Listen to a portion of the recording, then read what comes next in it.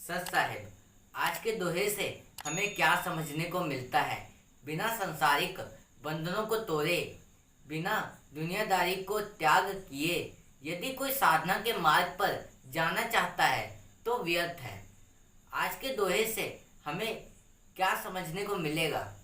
अगर हम इस संसार के माया जाल में फंसे रहते हैं तो हम परमात्मा की प्राप्ति नहीं कर सकते हैं। अगर दुनियादारी के चक्कर में फंसे रहते हैं तो हम परमात्मा की प्राप्ति कैसे कर पाएंगे? नहीं कर पाएंगे। आप साधना के मार्ग पे जाना चाहते हो, दुनियादारी के चक्कर में फंसे रहना चाहते हो और आप सोचते हो कि आप परमात्मा की प्राप्ति भी कर लोगे। नहीं, मुश्किल है, ये तो व्यर्थ है सब कुछ। आप परमात्मा की प्राप्ति नहीं कर पाओगे। परमात्मा की प्राप्ति का एक मार्ग होता है, केवल अंदर शीतलता प्रभाव लाना पड़ता है, अंदर भक्ति का प्रभाव लाना पड़ता है। अगर आपसे कोई गलत शब्द बोल रहा है, कुछ भी बोल रहा है, गलत शब्दों का उपयोग कर रहा है, तो भी आपको कोई फर्क नहीं पड़ना चाहिए। तब जाके आप परमात्मा की प्राप्ति कर पाओगे। आज के दोहे से यही समझने को मिलने वाला है, तो कृपया करके पूरा सुनना और ध्यान से सुनना और आज के दोहे को अपने जीवन में उतार कर सही मार्ग पे चलना। कबीर साहब जी का दोहा, कबीरा खड़े बाजार में लिए लुगाती हाथ, जो घर फूके आपना चले हमारे साथ। कबीर साहब जी कहते हैं कि मैं अपने कमंडल लिए बाजार में खड़ा हूँ, यानी घर बार त्याग कर फकीर हो गया हूँ। जो कोई अपने घर को जला सकता हो, यानी मोह माया को नष्ट कर सकता हो, अपने घर व इच्छाओं को त्याग कर सकता हो, वह मेरे साथ यानी मेरे मार्ग पर ज्ञान प्राप्ति मोक्ष प्राप्ति के मार्ग पर चले। अर्थात बिना संसारिक बंधनों को तोड़े, बिना दुनियादारी को त्याग किए यदि कोई साधना के मार्ग पर जाना चाहता है तो व्यर्थ है। जब तक मनुष्य के मस्तिष्क तथा मोह माया विशेषों तथा संसारिक के प्रपंच में घिरा रहता है, तब तक वह ज्ञान साधना अथवा भक्ति नहीं कर सकता।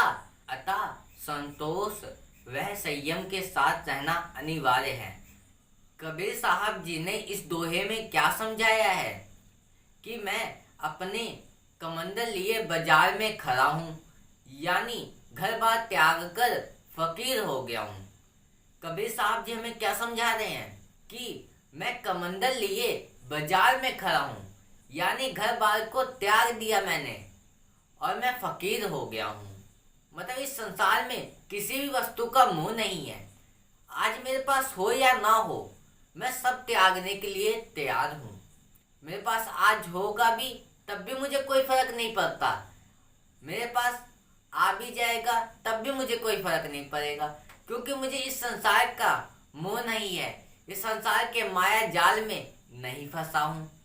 इसीलिए मैंने घर बार सब कुछ त्याग कर फकीर हो गया हूँ। जो कोई अपने घर को जला सकता हो, यानी मोह माया को नष्ट कर सकता हो, इसमें जो घर जलाने की बात की गई है उसे मोह माया को नष्ट करने के लिए बोला गया है। जो ये मोह माया होता है ना, ये घर के समान होता है। जब तक ये हमारे वास रहेगा इसका, तब तक हम परमात्मा की प्राप्ति नहीं कर पाएंगे। जब तक तुम अपने अंदर से मोह माया को नष्ट नहीं कर देते, पूरे तरीके से खत्म नहीं कर देते, तब तक आप परमात्मा की प्राप्ति नहीं कर पाओगे। जो कोई अपने घर को जला सकता है, यानी मोह माया को नष्ट कर सकता है, वही परमात्मा की प्राप्ति कर सकता है। अपने घर व इच्छाओं को त्याग कर सकता हो, वह मेरे साथ यानी मेरे मार्ग पर ज्ञान प्राप्ति मोक्ष प्राप्ति के मार्ग पर चले। कबीर साहब जी हमें क्या समझा रहे हैं? अपने घर व इच्छाओं को त्याग कर सकता हो, इसमें घर की बात की गई है। वो घर जो होता है मोह माया अहंकार लोभ, इन सबको बोला गया है, इन सबको त्यागने के लिए बोला गया है, अपनी इच्छाओं को त्यागने के लिए बोला गया है। जब तक तुम अपने अंदर से सारे दुर्गुणों को नष्ट नहीं कर देते, तो सारे दुर्गुणों को त्याग दो और परमात्मा की प्राप्ति करो। वही मेरे साथ यानी मेरे मार्ग पर ज्ञान प्राप्ति मोक्ष प्राप्ति के मार्ग पर चले। जब तक तुम अपने अंदर से सारे दुर्गुणों को नष्ट नहीं कर देते, मोह माया को नहीं त्याग देते, तब तक तुम परमात्मा की प्राप्ति नहीं कर पाओगे और एक दिशा और एक मार्ग की तरफ नहीं चल पाओगे।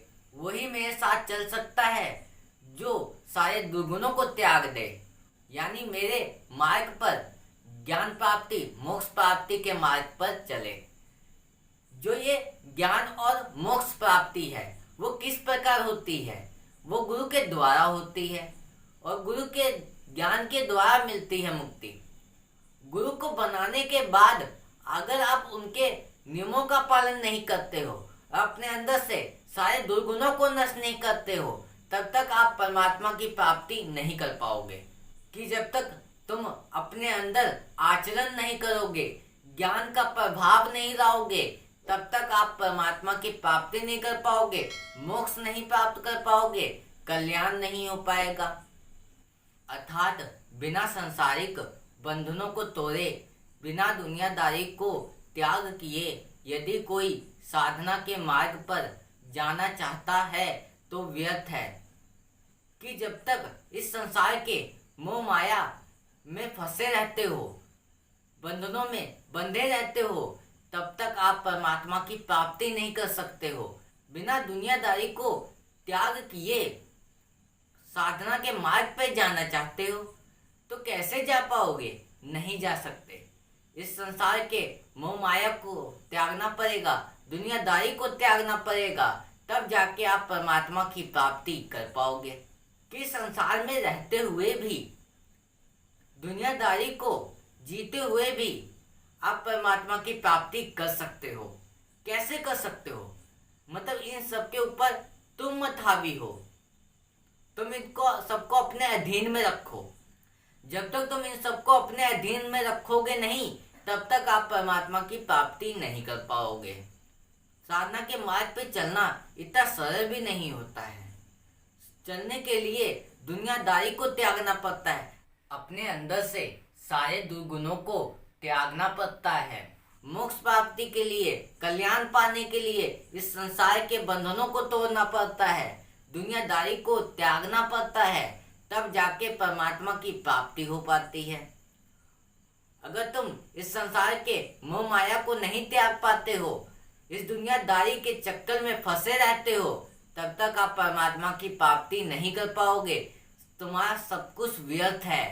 साधना करते हो तो भी व्यर्थ है, क्योंकि आप दुनियादारी में ही फंसे हुए हो, इस संसार के मोह माया में फंसे हुए हो, तो आपका कल्याण कैसे हो पाएगा? नहीं हो पाएगा। जब तक मनुष्य के मस्तिष्क तथा मोह माया विशेषों तथा संसार के प्रपंच में घिरा रहता है। देखो, जब तक तुम इस संसार में, ये जो मस्तिष्क है ना हमारा, जो मनुष्य का मस्तिष्क होता है, इसमें मोह माया विशेषों तथा संसारिक के प्रपंच, मतलब इसमें सब में घिरे रहेंगे, हम परमात्मा की प्राप्ति कैसे कर पाएंगे? नहीं कर पाएंगे। तो इस संसार के माया जाल से निकलने की आवश्यकता होती है।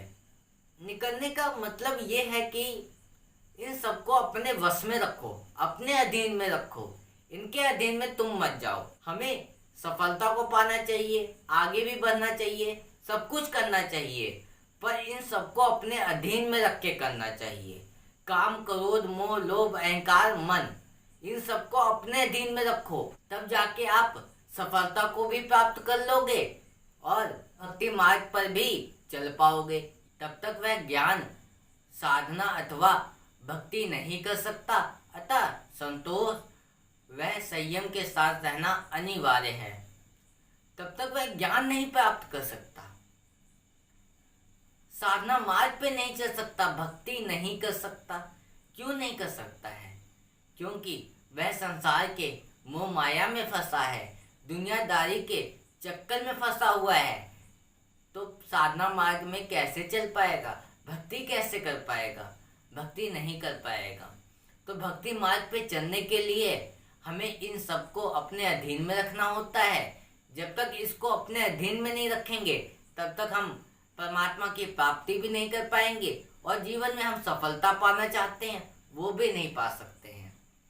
सफलता पाने के लिए भी हमें इन सबको अपने वश में रखना पड़ता है, अपने अधीन रखना होता है, दुनियादारी के चक्कर में नहीं फंसना होता है, तब जाके जीवन में हमें सफलता मिलती है। और इसी प्रकार साधना और भक्ति मार्ग पर भी चला जा सकता है। तो भक्ति मार्ग पे चलने के लिए एक सही मार्ग और सही दिशा की ओर चलना पड़ेगा, तब जाके आप परमात्मा की प्राप्ति कर पाओगे और सही दिशा की ओर जा पाओगे। और ये कहते हैं कि संतोष व संयम के साथ रहना अनिवार्य है। संयम रखना पड़ता है, संतोष रखना पड़ता है। अगर आपको जितना भी मिल जाए ना उसमें भी संतोष रहो, अगर आपसे कुछ भी चला जाए तो उसमें भी संतोष रहो। यही समझाना चाहते हैं। भक्ति का मतलब ही यही होता है कि आपसे कुछ चला भी जाए तो भी आपको फर्क ना पड़े, अगर तुम्हारे पास कुछ आ भी जाए तो भी फर्क ना पड़े। यही कबीर साहब जी हमें समझाना चाहते हैं और यही कह रहे हैं कि संतोष व संयम के साथ रहना अनिवार्य है, यही समझाना चाहते हैं। और आज के दोहे से हमें यही समझने को मिला है कि संसार के माया जाल में हमें नहीं फंसना चाहिए, दुनियादारी के चक्कर में नहीं फंसना चाहिए, संसार के मोह माया के जाल में नहीं फंसना चाहिए। यही सब इससे हमें समझने को मिला है। तो इस दोहे को अपने जीवन में उतार कर सही मार्ग पे चलना। और आज के लिए बस इतना ही, फिर मिलेंगे ऐसे ही एक नए दोहे के साथ। और इस चैनल पर ऐसे ही कबीर साहब जी के रोज नए नए दोहे आते रहेंगे, उसे सुनने के लिए चैनल को सब्सक्राइब कर लेना। सत साहिब।